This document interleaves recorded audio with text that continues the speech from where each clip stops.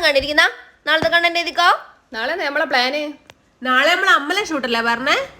അമ്പലത്തിന്റെ കാര്യം പറഞ്ഞുതരാ. അഞ്ഞ് ഇന്നലെ എന്റെ ഈലയെ പോയ പെണ്ണിനെ കണ്ടിനേനാ. അയ്യ സാരിയെല്ലാം എടുത്തിട്ടുള്ള ആണ്. എന്താ രസല്ലേ, ആമ്പിളറെല്ലാം നോക്കുന്നുണ്ടില്ലേ. പോടും മളയായിരുന്നു ഇങ്ങക്കെന്തോ കഥ. ആ ബേബി ചെല്ലിയിലെല്ലാം പറന്ന് കേട്ടിക്കഞ്ഞ് ആ പുറം തേച്ചും കാണുന്നുണ്ടേനു ഒരു ഗുണവും ഇല്ല. അല്ലല്ലോ എനിക്ക് നല്ല കണ്ട നല്ല അറിയല്ല. ഇങ്ങനല്ലേ തുടങ്ങിയിട്ടേ. ആ മതി മതി വാ വാ. അപ്പൊ നാളെ എല്ലാരും പച്ച ബ്ലൗസ് സാരി പച്ചവള എല്ലാം സെറ്റ് ആയിക്കോളെ. പച്ച ബ്ലൗസാ?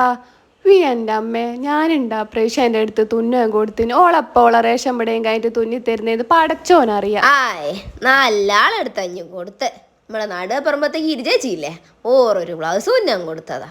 കല്യാണത്തിനിടാൻ കൊടുത്തതാ. കല്യാണവും കഴിഞ്ഞ് കല്യാണത്തിന്റെ സൽക്കാരവും കഴിഞ്ഞ് എന്നിട്ടും കിട്ടിയില്ല. നല്ല ടീമാ.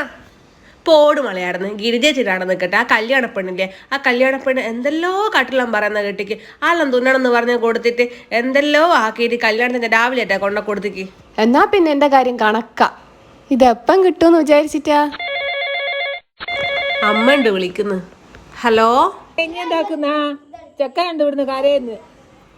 വരുന്നേ ഞമ്മള് കണ്ടന്റ് എഴുതുന്ന.